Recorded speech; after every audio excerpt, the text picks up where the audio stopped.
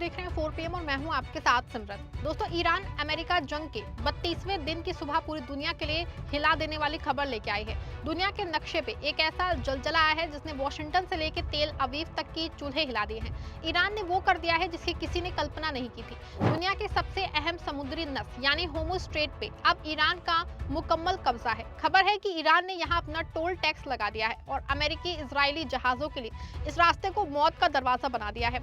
लेकिन इससे भी खौफनाक खबर यूनाइटेड नेशंस के गलियारों से आ रही है। सूत्रों के हवाले से जो जानकारी लीक हुई है उसने मानवता के रोंगटे खड़े कर दिए हैं। खबर है कि डोनाल्ड ट्रंप और बेंजामिन नेतन्याहू की जोड़ी अब पागलपन की सारी हदें पार कर चुकी है और ईरान पे परमाणु हमला करने की फाइनल साजिश रच रही है। जैसे ये जानकारी लीक हुई है, यूएन के बड़े अफसरों में इस्तीफों की झड़ी लग गई है।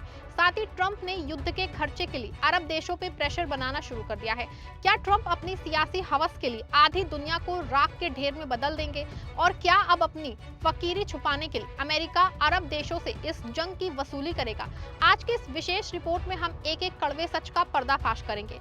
दोस्तों, सबसे पहले बात होर्मुज की, क्योंकि होर्मुज एशिया और यूरोप की रीढ़ है।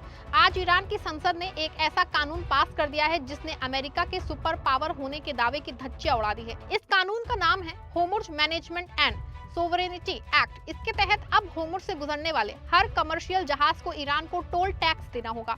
ईरान का कहना है कि जो सुरक्षा हम समुद्र में दे रहे हैं उसकी कीमत दुनिया को चुकानी पड़ेगी। माना जा रहा है कि ईरान के इस नए टोल टैक्स से एक बार फिर से डीजल और तेल की कीमतों में इजाफा होगा।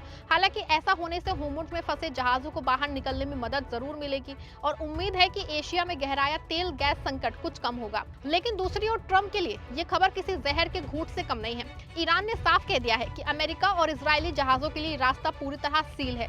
यानी अब अगर आपके जंगी जहाज और तेल के टैंकर यहां से गुजरे तो उन्हें समुद्र की तह में दफन कर दिया जाएगा। ट्रंप साहब आप अमेरिका फर्स्ट का नारा लगाते थे, लेकिन आज ईरान ने आपकी नाक के नीचे समुद्र की चाबी अपने हाथ में ले ली है। आपके जंगी जहाज यूएसएस इब्राहिम लिंकन को किस तरह सैकड़ों मील पीछे हटना पड़ा है, वो पूरी दुनिया के सामने आपकी बुज़दिली का सबूत है। क्या आप एक ऐसी जंग लड़ रहे हैं जिसे आप समुद्र में भी नहीं जीत पा रहे? आपको बता दें दोस्तों कि ट्रंप को सबसे बड़ा झटका ये लगा है कि टोल के पैसे ईरानी मुद्रा में लिए जाएंगे। रिपोर्ट्स के मुताबिक इस योजना के तहत जहाजों के समुद्री मार्ग से गुजरने के लिए ईरान को उसकी राष्ट्रीय मुद्रा रियाल में शुल्क देना होगा। प्रस्ताव में अमेरिका और इजरायल से जुड़े जहाजों के प्रवेश पर रोक लगाने की बात भी कही गई है। साथ ही उन देशों के जहाजों को भी रोका जा सकता है जिसमें ईरान पे प्रतिबंध लगाए हैं। हालांकि ये प्रस्ताव अभी पूरी तरह कानून नहीं बना है। इसे संसद से पास होने और अन्य संवैधानिक प्रक्रियाएं पूरी होने के बाद भी लागू किया जाएगा। ऐसे में एक और जहां होर्मुज बंद रहने और ईरानी टोल लगने की बात साफ है, वहीं अंदर खाने से आई एक रिपोर्ट ने चौंका दिया है। मीडिया रिपोर्ट्स के हवाले से खबरें आ रही हैं क्योंकि होर्मुज अमेरिका के लिए टेढ़ी खीर साबित हो रहा है। इसीलिए बिना होर्मुज खुलवाए ही ट्रंप युद्ध से निकल सकते हैं। आपको बता दूं कि ट्रंप ने पहले ईरान को बहुत हल्के में लेते हुए अचानक बातचीत के दौरान ही जंग का आगाज कर लिया था। ट्रंप और उनके सलाहकार सोच रहे थे कि युद्ध 3 से 4 दिन में खत्म हो जाएगा। पहले हफ्ते में उन्हें लगा कि जीत में समय लग सकता है और इसके बाद ट्रंप ने सभी मीडिया मंचों से चिल्लाना शुरू कर दिया था कि 4 हफ्ते में ईरान फतह हो जाएगा। लेकिन 4 हफ्ते से ज्यादा का समय बीत चुका है और अमेरिका इतना बेबस है कि ईरान से होर्मुज तक नहीं खुलवा सका है। दोस्तों, आज सत्ता की आंखों में आंखें डाल के पत्रकारिता करना मुश्किल हो गया है। हमारे 4 पीएम नेशनल यूट्यूब और फेसबुक चैनल को, जिसे आपका प्यार और विश्वास हमेशा से मिलता रहा है, उसे बंद करके सरकार ने ये साबित कर दिया है कि वो आपके सवालों से कितना डरती है। मुश्किल दौर है, लेकिन हम ना रुके थे और ना ही रुकेंगे। हम सच के लिए हमेशा लड़ते रहेंगे। ऐसे में 4 पीएम यूपी को ज्यादा से ज्यादा ज्वाइन करें और स्वतंत्र पत्रकारिता को जिंदा रखने के लिए जितना हो सके उतना हमारा आर्थिक सहयोग करें। आपके सहयोग से ये जंग हम जीत के रहेंगे। हाँ दोस्तों, लेकिन इतना जरूर है कि हवाई हमले करके ईरान में कुछ अफरा तफरी फैलाई है, लेकिन अभी भी जंग जीतना उनके लिए एक सपना साबित हो रहा है। सबसे अहम बात है कि जिस इजराइल के भरोसे ट्रंप ने जंग का आगाज किया था, वो इजराइल ही अमेरिका से अलग होता हुआ दिखाई दे रहा है। अमेरिका ने होर्मुज और खार आइलैंड को जीतने के लिए अपने सैनिक उतारने की तैयारी की है। दावा किया जा रहा है कि 3 से 4 मार्च के बीच खार आइलैंड पे अमेरिका अपनी सेना उतार सकता है, लेकिन इजराइल ने उसमें समर्थन देने से इनकार कर दिया है क्योंकि ईरान पहले ही दावा कर चुका है कि वो अमेरिकी सैनिकों को ताबूत में रख के भेजेगा। ऐसे में सेना खाक में उतरेगी या फिर नहीं, इसको लेके अभी भी कंफ्यूजन बना है। मीडिया रिपोर्ट्स के मुताबिक अमेरिकी राष्ट्रपति डोनाल्ड ट्रंप ईरान के साथ चल रहे युद्ध को खत्म करने के लिए तैयार है, भले ही होर्मुज स्ट्रेट पूरी तरह ना खुले। वॉल स्ट्रीट जर्नल की रिपोर्ट में दोस्तों दावा किया गया है कि ट्रंप और उनके सलाहकारों ने हाल ही के दिनों में रणनीति जो है पे दोबारा विचार किया है। प्रशासन का मानना है कि होर्मुज स्ट्रेट को जबरन खुलवाने की कोशिश युद्ध को लंबा खींच सकती है, इसलिए अब बिना इसे पूरी तरह खुलवाए भी युद्ध समाप्त करने का विकल्प देखा जा रहा है। अमेरिका की योजना पहले ईरान की नौसेना और मिसाइल क्षमता को कमजोर करने जैसे सैन्य लक्ष्यों को हासिल करने की है। इसके बाद कूटनीतिक दबाव के जरिए ईरान को व्यापार बहाल करने के लिए मजबूर किया जाएगा। इस रणनीति के तहत अमेरिका यूरोप और खाड़ी देशों को आगे करके ईरान पर दबाव बनाने की तैयारी कर रहा है। यहाँ आपको बता दें, इस पूरे गेम की वजह है कि ट्रंप जंग में पूरी तरह फंस गए हैं। अभी तक कांग्रेस ने पेंटागन को जंग का बजट नहीं दिया है।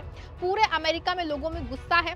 80 लाख लोग सड़कों पे उतर के प्रदर्शन कर चुके हैं। साथ ही ट्रंप को लोकप्रियता का ग्राफ गिर के 36% तक पहुंच गया है।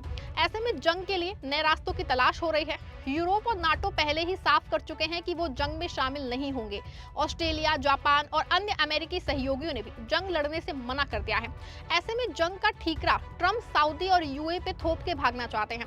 व्हाइट हाउस की प्रेस सचिव कैरोलिन लेविट ने सोमवार को कहा कि राष्ट्रपति डोनाल्ड ट्रंप ईरान युद्ध के वित्तीय बोझ को उठाने में अरब देशों से मदद मांगने की इसमें वो रुचि रखते हैं। पत्रकारों से बात करते हुए उन्होंने कहा कि राष्ट्रपति इस मुद्दे पे आके बात कर सकते हैं।